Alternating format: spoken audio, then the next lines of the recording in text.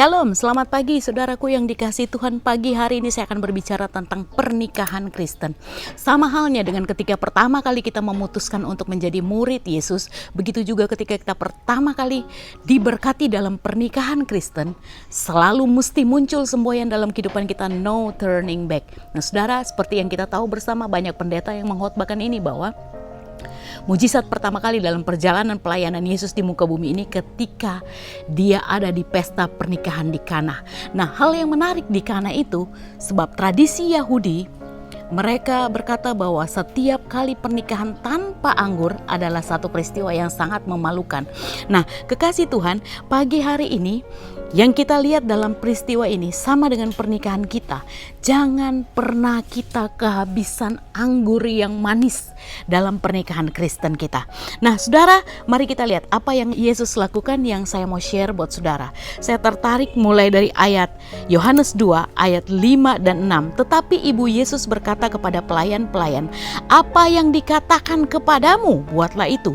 Di situ ada 6 tempayan yang disediakan untuk pembasuhan menurut adat orang Yahudi, masing-masing isinya 2-3 buyung. Nah saudara, yang menjadi konflik dalam pernikahan itu karena ayat yang kelima, kita seringkali melakukan apa yang tidak disuruh oleh Tuhan.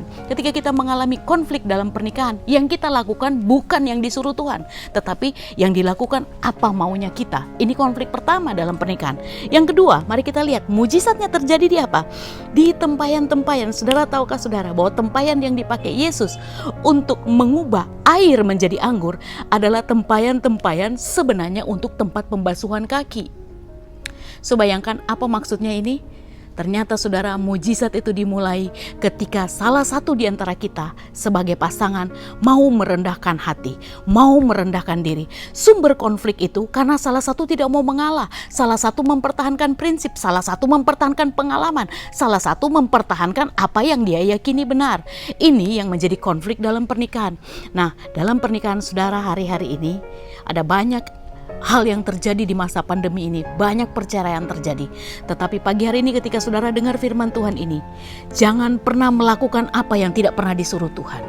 Perhatikan itu. Dan yang kedua yang sangat penting, ketika saudara mau merasakan anggur manis, merasakan mujizat dalam pernikahan saudara, semakin hari semakin indah, semakin hari semakin manis, lakukan kerendahan hati, saling merendahkan hati terhadap pasangan saudara, sehingga yang luar biasa terjadi, rumah tangga saudara menjadi berkat bagi banyak orang. Selamat merayakan ulang tahun pernikahan bagi saudara yang sedang merayakan, dan selamat menikmati hari-hari pernikahan yang penuh dengan anggur manis yang datang dari Tuhan sendiri. Shalom, Tuhan Yesus memberkati.